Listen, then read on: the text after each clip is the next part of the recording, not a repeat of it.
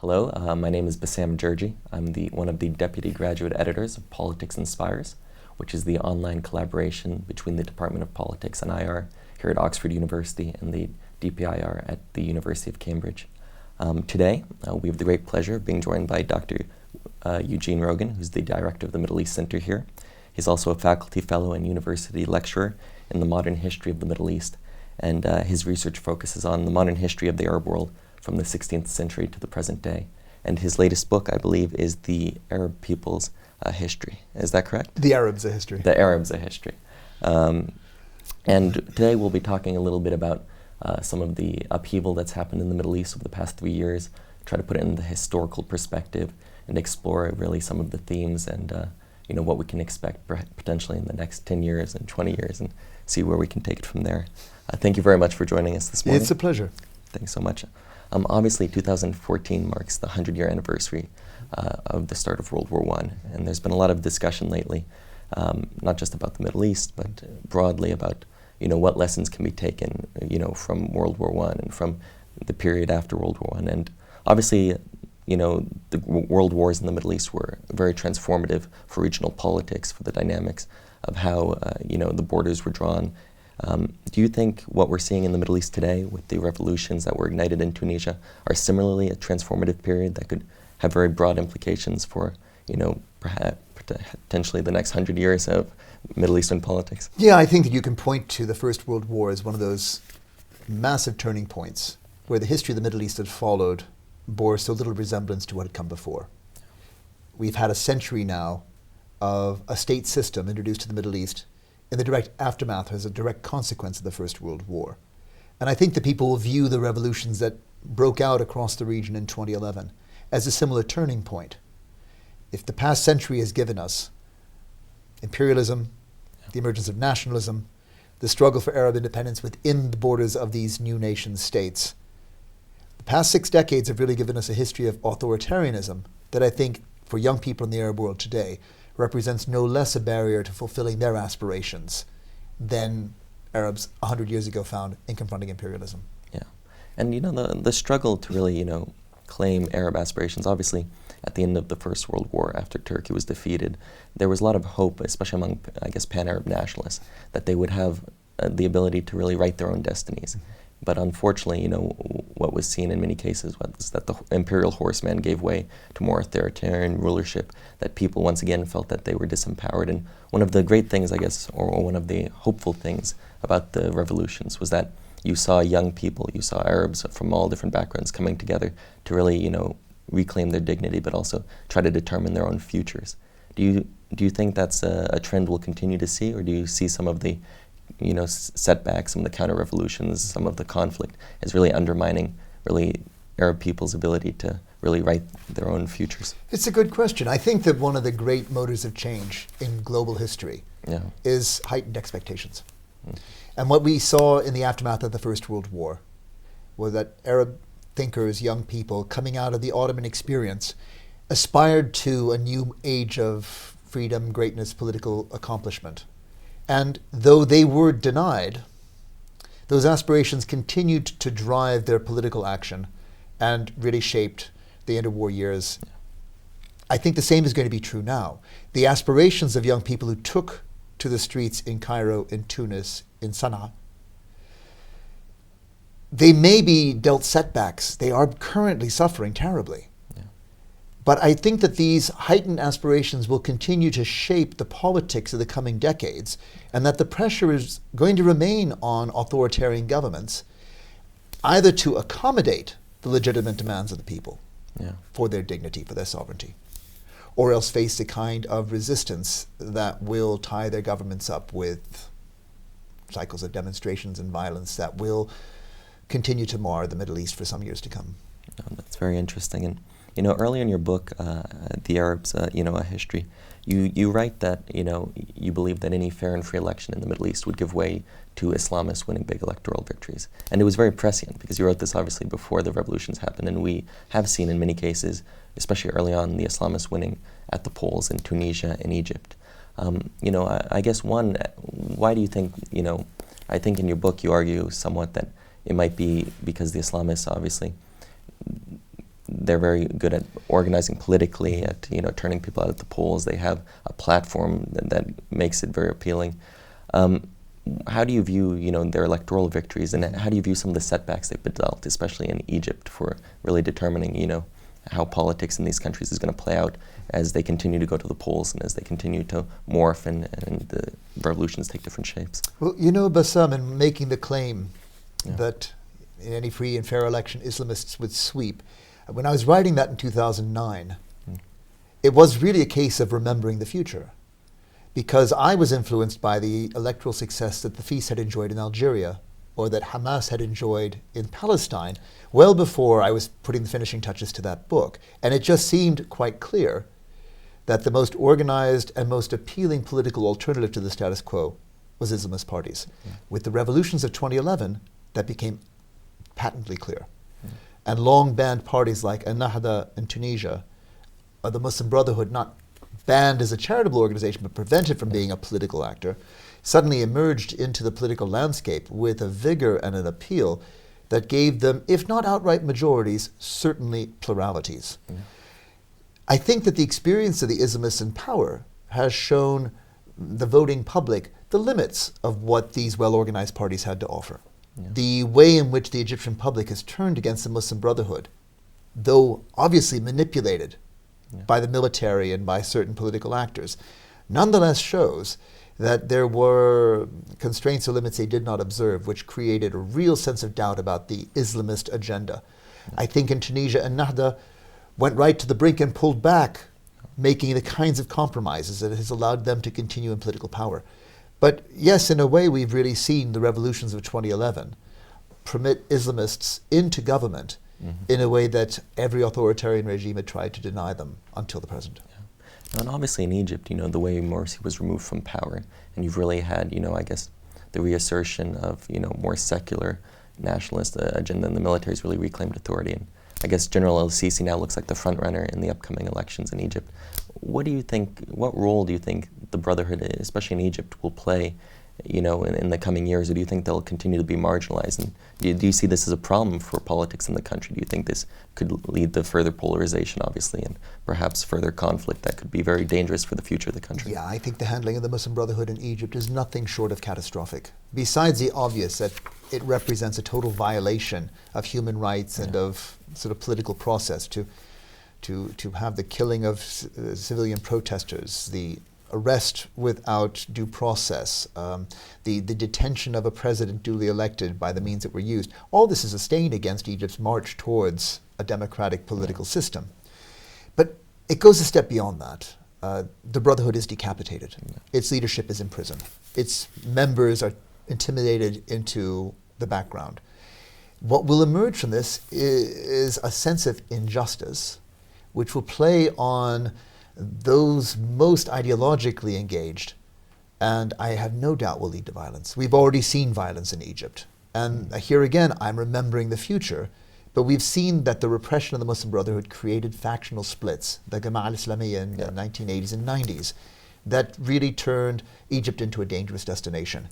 And I think that as long as the government continues on this confrontational line, it risks bringing to Egypt the same degree of violence and worse. Yeah, and I mean, especially because of how they were dealt with under Muammar, the Brotherhood has a long-held sense of victimhood, and the fact that they've been oppressed. And I guess if we look at Egypt, if we look at how the conflict in Syria has really morphed, obviously, into a civil war and now a proxy war, and all sorts of dynamics, there's a sense that what began as the Arab Spring has turned into something far uglier. That it's being defined increasingly by violence, by bloodshed, by counter-revolution, by coups. If you look at how Morsi was removed, what do we take from this? Is there still hope that what started in 2011 could still lead to more open, democratic, freer societies, or do you think we're seeing really the reverse cycle happening, that things are returning to how they were, if not worsening, because of the way it's really been so violent the past couple of years in many of these countries?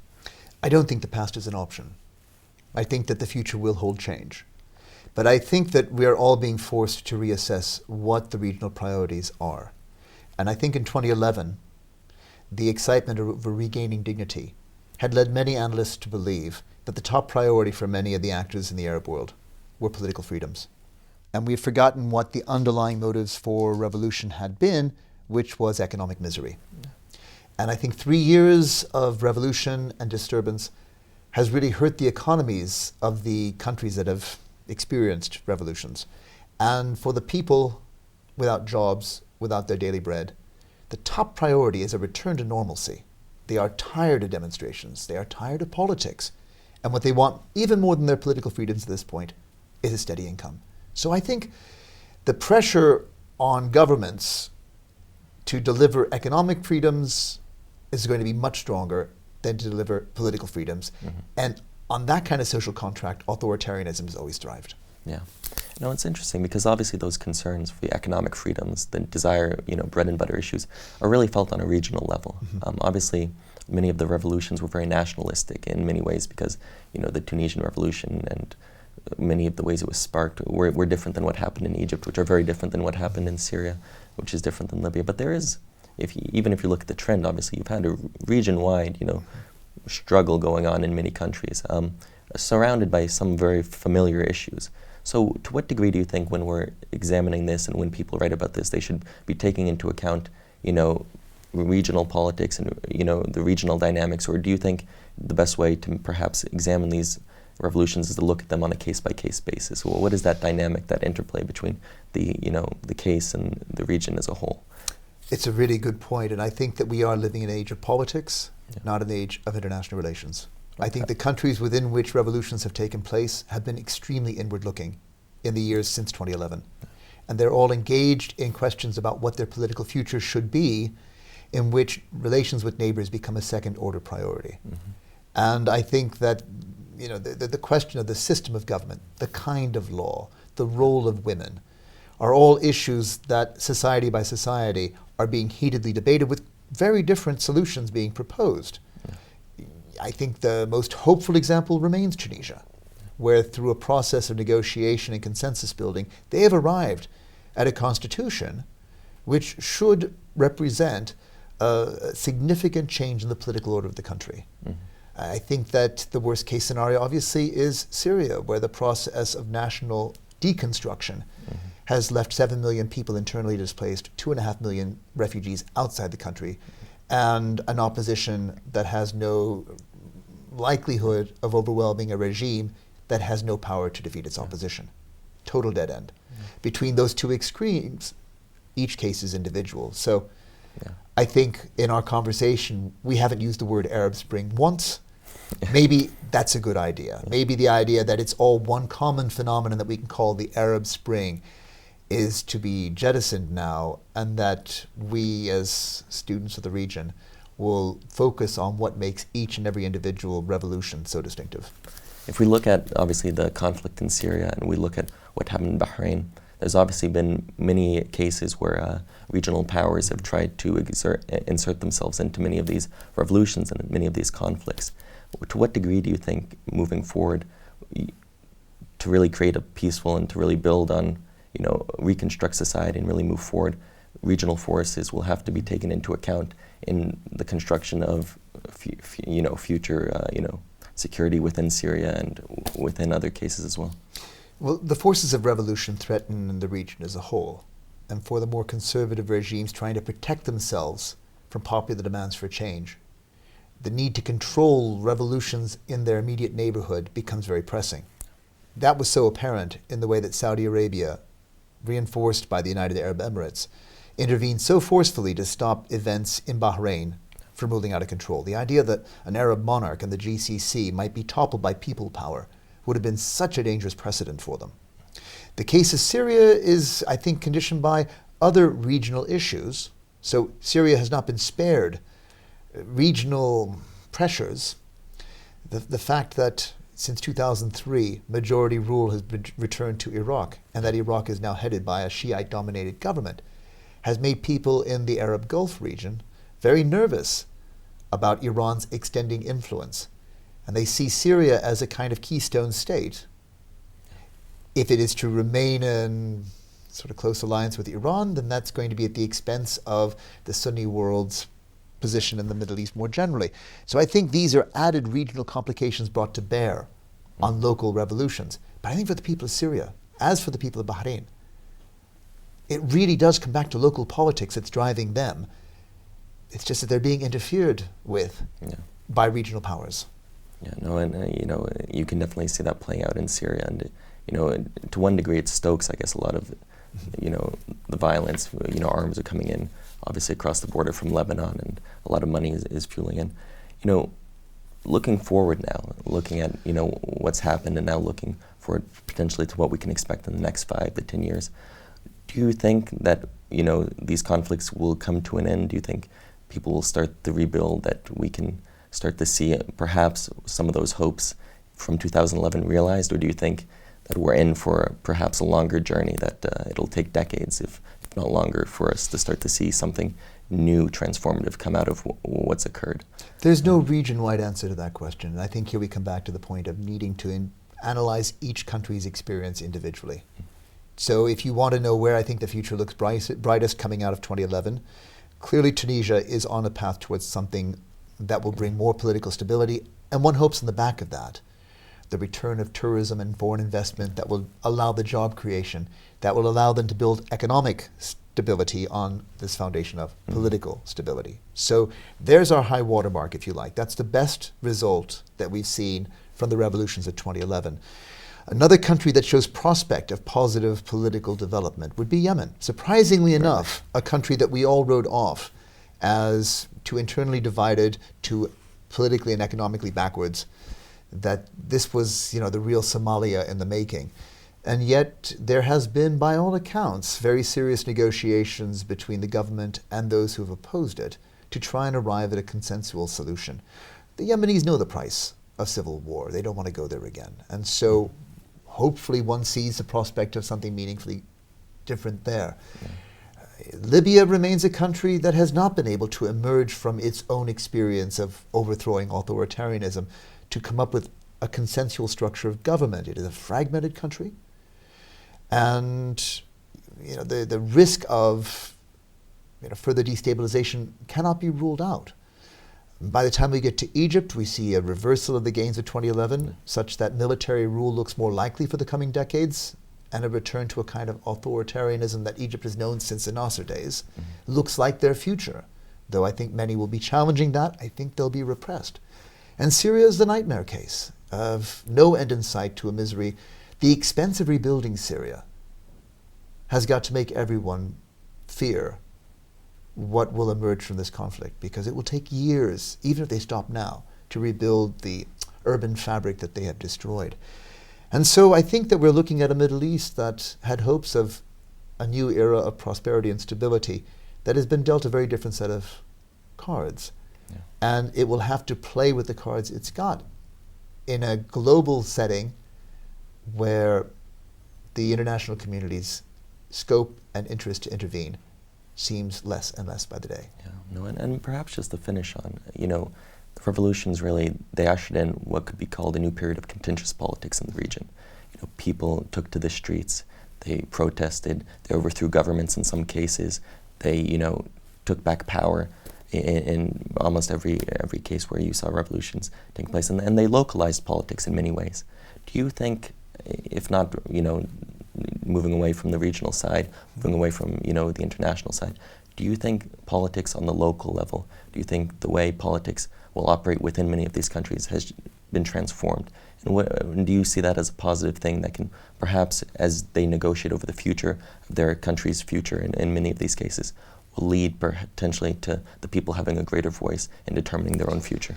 I think the real impediment to realizing that goal remains the military. And I think my answer to your question is where the military is most tenacious in preserving its power or preserving who is in power, the least scope for local politics to realize the ambitions of the people. The sovereignty of the people still is held captive by the sovereignty of the army. And I think until that has changed, the prospects of the Middle East will continue to be very turbulent. Do you think that can change, though? Do you think the people can really subordinate the interests of the military in many of these cases to their own? Or do you think the dynamic as it's set up today remains pretty much unchanged, where the military continues to exert itself in a way that the people just do not yet have the capacity to alter that dynamic? The two examples that we have would be Tunisia on the one hand, where the military has a culture of not being involved in politics, and it it preserved that culture in 2011 and has done through the whole process of political negotiation since. And the other is where the AKP in Turkey has actually undermined the effectiveness of a military which had been the kingmaker of Turkey, since Kemalist times. We now see a military that has really been put on the back foot and lost its power to interfere in politics. Many in Turkey would say to the disadvantage of the secular agenda. So there are examples of the military either disavowing power or surrendering power. But I think looking at the Arab world, the role the military has played in upholding authoritarianism has given them a vested interest in politics that they show very little signs of relinquishing. Yeah, well, it leaves a lot of questions unanswered, and I guess it'll be very interesting to explore these topics as they move forward in the coming years and coming decades. Thank you very much. This has been an interview with Dr. Eugene Rogan, who's director of the Middle East Center here at Oxford University. If you'd like to find out more about the work we're doing at Politics and Spires, please feel free to visit our website. It's www.politicsinspires.org. We'll be publishing articles on a weekly basis for our new series, The Revolutions and the Balance, which will explore many of the issues that were talked about today, and we'll bring in case studies from different countries in the hopes of learning more about the impact that these revolutions have had and what potentially the future will hold for many of these countries. My name is Bassam Jerji. Thank you very much for watching.